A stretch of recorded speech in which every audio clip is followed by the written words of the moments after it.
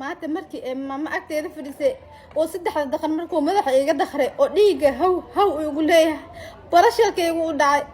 aabiyo u baahday biyo caadi in afka saarta u baahday ma gabadheeda yarta ee biyo ay keenta afkiina igu shubtay rabtay saas loo kala tuuri la dilay biyo qofisi iidga diiday ninkii maanta meeshaas igeeyay haddii wax iga qaweysan aakhiri aduu idin macafinayo yuusuf hadduu maanta ii noolaado ama uu noloshiisa raaxo ku dareemo wallahi nolosheeda anaanan cafinin oo bilaahi carfineen war boolisa inaa wacdu i caawin waay wax walba inaa samey waa idin baryaaya i caawiya jirkayga meel walba weli xitaa dakhradeeda dar ilaahay dhiigooda ayaga u joogsameen waxaa sameey ma aqaano maalinka aashadii 10 sano soo gaar ilaa hadda ninkan saanu ay dili jiray walaalkay waaye dhibaato badan oo imariyay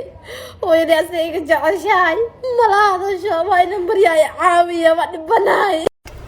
gabadhaani oo caanka ah barta TikTok hadda waxaa jirdil culus loo geystay xaafadeeda qofka sidaan geystay yaad u malaynaysaa yaad isleedahay dhibaatadan iyo jirdilka culus yuu yahay ayaad isleedahay haddaba qof kaleeta ma ah waa walaalkeed ayada la dhashtay qofka sidaan u galay haddaba waxaad isleedahay ma walaalkeed ayaa qaldan mise ayada ayaa qaldan gabadhaani waxa ay caan ka tahay barta TikTok waxayna muuqaalo ka soo sameysaa waxayna muuqaalo badan u sameysaa barta TikTok ayadoo sameysa muuqaalo siyaa badan ka turjumay haddaba ma ku saxan yahay ayaad isleedahay jirdilka walaalkeed gabadhaan u geystay mise waa uu ku qaldan yahay haddii uu ku qaldan yahay iyo haddii uu ku saxan yahay barnaala daawo waxay sheegaysaa sidoo kaleetana fikrigaaga xagga commentiga hoose noogu reeb aniga maanta ninka saa ii geystay oo waxaanoo dhib igu geystay ani maalinkaa 15 sano soo gaaray ilaa hadda asxaan iyo muuse sameeyeen waa aniga walaalkay gabadheeda hadda gacantiisa ku jirto cunugteedii xinta laba jirku diladabe dib ii geystay maalin walba yaa abiyus garan jiray madaxayga 3 daqar ka jeexan 3 daqar oo dhali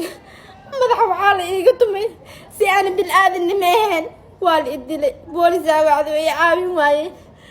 dhibaato kale ani maanta ina adikeedin caawisa idin madu sheegay cunugteeda hadday wax gaaraan cunugteeda yartu lugta oga istaagay hadday wax gaaraan sawirkiisa inta idin soo dhigaya cunugteeda amar Allah hadday u dhimato xitaa ciidan haddii aad qaarin cunugteeda iga soo wada haddii amar Allah hataa u dhimato ninkaas cunugteeda asaa u haysta saana la igeystay dhabarkayga kuli waa idin soo duray madaxeygana 3 qodob baa laga soo talay waa idin baryaa ina cunugteeda bas ninkaas iga badbaadisay isku day sawirkiisa waa soo dhigaa wajiga aad adeega yeelan kaama yeelinaa